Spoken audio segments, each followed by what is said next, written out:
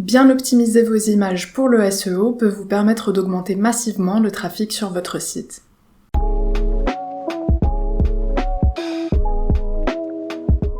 Bonjour, c'est Nora et sur cette chaîne, je vous aide à optimiser votre site WordPress. Pour bien se référencer, chaque détail compte et vos images sont un élément stratégique à ne pas négliger. Je vous montre ça tout de suite. La raison pour laquelle il est important d'optimiser vos images pour le SEO, c'est que Google et les moteurs de recherche en général considèrent qu'un contenu qui comporte du texte et des images sera plus riche qu'un contenu qui comporte uniquement du texte. Et c'est vrai pour les vidéos également. Et lorsque les moteurs de recherche explorent votre site, ils sont aussi capables de déterminer le contenu d'une image, et vous pouvez leur dire ce que comporte votre image. Donc c'est une opportunité supplémentaire d'optimiser votre contenu, donc dans ce cas-ci vos images, pour les requêtes que vous ciblez et pour lesquelles vous souhaitez classer vos pages. Cette optimisation, elle doit se faire en deux parties. D'abord, il y aura l'optimisation technique, donc on va optimiser le poids et la taille des images, en particulier pour qu'elles ne ralentissent pas le site. Et la deuxième partie, ce sera d'optimiser le contenu et donc de décrire votre image pour les moteurs de recherche. Pour optimiser le poids et la taille de vos images, vous pouvez utiliser un logiciel d'édition d'images comme Photoshop par exemple. Si vous avez Photoshop, il suffit d'enregistrer votre image pour le web et de lui donner la taille adéquate, donc la taille en pixels qu'elle va prendre sur votre site. Si vous n'avez pas Photoshop, vous pouvez utiliser un outil comme Skoosh et c'est ce que je vais faire dans cette vidéo. Pour commencer, il suffit de cliquer sur le bouton et de sélectionner votre image ou simplement de la glisser-déposer sur cet emplacement.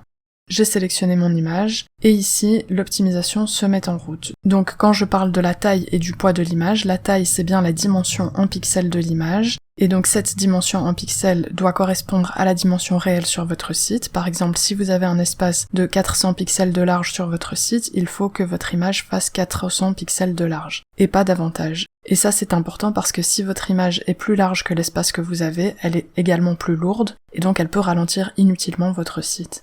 Dans Swoosh, vous pouvez réduire la taille de votre image en cliquant sur Resize, et ici vous pouvez choisir une largeur et une hauteur différentes. Et comme vous le voyez ici, mon image est en réalité très très large, je n'ai pas besoin d'une image aussi large, même si elle était en plein écran. Donc, comme j'ai pris l'exemple de 400 pixels de large, je vais me tenir à ça. Et ensuite, lorsqu'on parle du poids des images, c'est bien de la compression qu'il s'agit, et donc je peux choisir mon mode de compression. D'ailleurs, je peux choisir également ma méthode de réduction d'image. Je vais garder celle qui est sélectionnée par défaut. Et ensuite, je peux choisir mon mode de compression. Le format idéal d'image à choisir pour l'instant, donc le format qui est le plus évolué et le plus optimisé, c'est WebP ou AVIF. Dans ce cas-ci, je vais prendre WebP, et ensuite je peux télécharger mon image dont la taille a été réduite de pratiquement 100%. J'ai téléchargé mon image et maintenant elle est optimisée techniquement, donc sa taille a été réduite à la taille qui me convient et je l'ai compressée, donc son poids est minimum.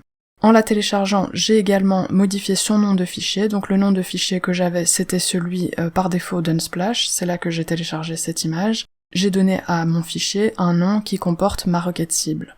Ceci, c'est la première optimisation que vous pouvez faire pour le référencement, donc modifier le nom de fichier. Ça n'a pas un impact énorme, mais c'est mieux d'avoir des noms de fichiers qui ont un sens et votre requête cible que des noms de fichiers qui ne l'ont pas. Ensuite, je vais téléverser mon image dans WordPress, donc je vais me rendre dans Médias et Ajouter, et je peux glisser-déposer mon image ou sélectionner un fichier. Mon image est ajoutée à WordPress. Si je vais dans la médiathèque, je vais pouvoir continuer mon optimisation. Je clique sur mon image, donc comme vous le voyez, j'ai le nom de fichier qui est taillé un ficus. Ensuite, vous pouvez ou non décider d'optimiser le titre de votre image. Google a dit explicitement que le titre des images n'était pas pris en compte pour le référencement, mais si vous le souhaitez, vous pouvez ajouter un titre parce qu'il s'affichera lorsque quelqu'un survole avec la souris, survole votre image.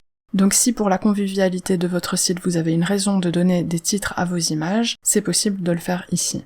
Dans mon cas, je vais laisser tailler un ficus juste pour vous montrer comment ça fonctionne. Et ensuite, la partie la plus importante, et c'est vraiment important, c'est qu'il faut donner un texte alternatif à votre image et essayer d'y ajouter votre requête cible ou une variante de votre requête cible. Ceci c'est extrêmement important parce que c'est un élément que Google prend absolument en compte. Donc s'il y a votre requête cible dans votre texte alternatif, vous avez davantage de chances de bien vous référencer pour cette requête que si vous n'avez pas du tout de texte alternatif à vos images.